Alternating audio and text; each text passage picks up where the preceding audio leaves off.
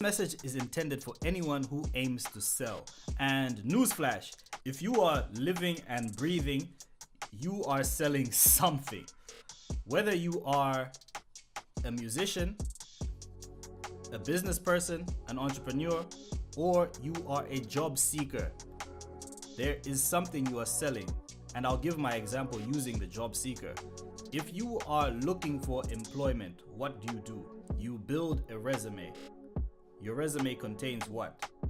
The information about your work history, your experience, your skills, your academic history, all that stuff is contained in your resume or CV. And you distribute your CV to an audience of employers. You give your CV to employers, potential employers. Now, what are those three things that I've just listed out? You've got your information, you've got how it is presented, and of course there is who you are presenting it to. So you have message, you have model, and you have market. The 3 M's are universal to anyone who is selling something. You have a message, a model you need to follow, and a market that you need to distribute to. So let me break these down one by one. Message. This is the what, the how, the why. Your message needs to explain what it is that you are selling, what it is that you are offering people. Actually, let me use that word from here on out. Let me use the word offering. What are we offering to the world? So if you are a job seeker, you're offering your skills. If you're a musician, again, you're offering some kind of message to the world. You're telling a story. There is something that you stand for. If you're an entrepreneur, once again, there is a thing that you are offering to the market. And deeper than the what it is that you are offering, if you really want to have a compelling message, there also needs to be a why. So why are you selling? And the best messages have a very deep and authentic why attached to it. You see, the most compelling messages, the ones that stick around for the longest time, have a component of authenticity. When you're consistent, or rather when you're authentic, it's easier to be consistent, and people are attracted to consistency. If you are the same all the time, there's no switch up in your message.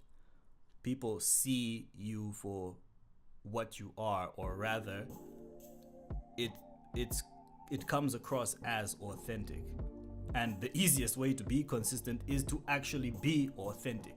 So if you have authentic reason for why you do what you do, if you can explain how to do what you do, how, why, and then of course the what it is you're actually doing, then you have a compelling message to give to the world. So that's the first thing. You've got your message, and that can be embodied in your brand if you are an entrepreneur or a musician, or even as a job seeker. These days, a brand is actually beneficial if you are looking for jobs, especially on the higher end. It's more easy to sell your skills if you have built a message or built a brand with that message embodied in it. So that's the first thing. You've got your message. Then you've got model. That is essentially the how of how you frame what it is that you're doing and how you will do it. Now, that doesn't necessarily need to be part of the message, but you need to understand how you are going to operate. So your model could be the financial model. So how you intend to generate revenue, what steps you're going to put in place to ensure that you sell. Then you've also got your costs and how you are going to manage your costs and what you're going to be spending money on. This is an example of more like the entrepreneurial thing, right? There's a model, a financial model that you will be following. But also, again, if you're a job seeker, when you are giving that message to the employers, you are using a model. That resume is in a given template, right? There's a template that people expect to read resumes and CVs in. So there's a model that you have to follow. The same goes for an artist. If you are an artist, you have to have a working model, like how you record. There has to be when you record. There has to be how you upload your music and how you put it out, and all these things in terms of your method. So your model is your method as well as how you are arranging your costs, which I suppose is method. So the model is the how, and you need to have a good framework in order to succeed in selling, because you can have a great message, right? But if you do not manage yourself, if you do not manage your processes, if you do not manage your costs, if you do not manage your revenue streams, then a great message is essentially, it's not going to take you that far. You need to have the two of them combined. You can have a great model, but if you have no message, you're not compelling. So once again, if you're not compelling, you're not going to make any sales. Same way, like if you're in the job market and you are not, if you do not have a compelling CV, you're not going to get hired, even though you followed the proper format for a CV. You need to have the message, and you also need to have the model. And the third component is the market. You need to be in the right market for what it is that you are selling. So I like giving this example. Sometimes it's not politically correct, but whatever, man. It's like, you can't open a Versace store in the middle of Mbayani. Why? Because the person in Mbayani does not have the income for a Versace product.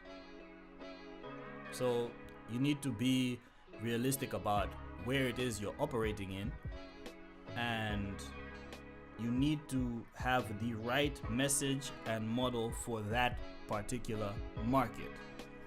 Same way you can't, well, you possibly could, but I mean, if you were to open a Bata store in the middle of Kensington, like the richest neighborhood in London, I mean, you will get some people who come and buy the flip-flops, but it's not going to be the best market to be in.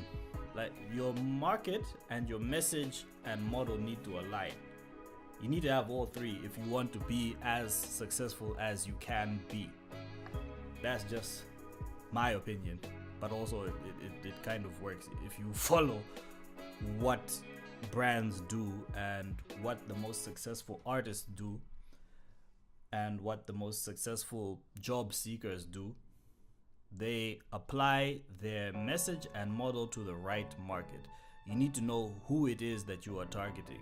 You need to know who your audience is. Sometimes that is difficult, especially for artists. You need to figure out who it is that you are talking to. The same goes for entrepreneurs. Entrepreneurs and artists have the hardest time with this. Job seekers, it's not so difficult because you've probably gone to school for the thing that you are applying for, so you know who it is that you've researched, who it is that you are going to be applying to, which employers you're looking for. Whereas for entrepreneurs, they might have it a little bit easier than artists do because they're creating a product and they might have a good idea of who it is they're trying to sell to, but that's not always the case. I've seen it firsthand where, you know, someone who's creating like handmade soaps and trying to sell them in Malawi. I mean, it's like a niche product, right? And you've got a very small Malawian market for that type of niche.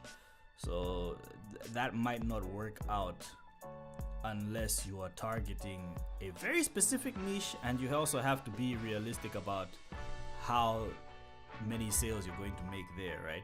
You're gonna have to be pretty realistic about that.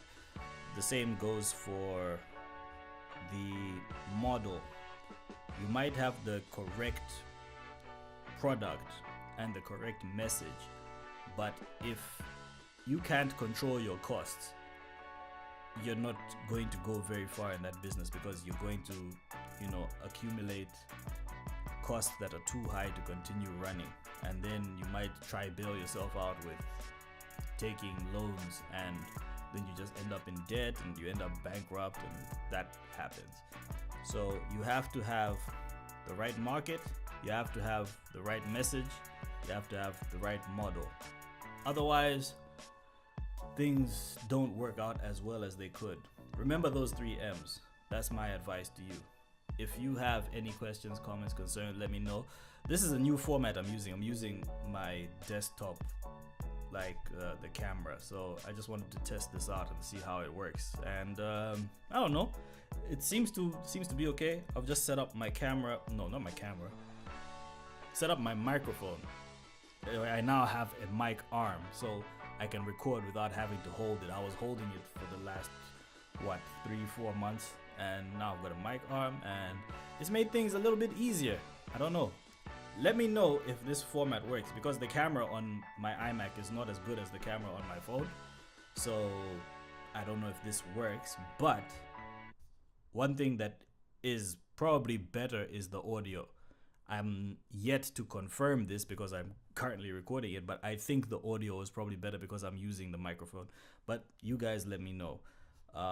Yeah, man, that has been me today, and we've got more videos coming out later. I need to be more consistent, but yeah, man, we've got more videos coming your way soon. Yeah, man. Peace.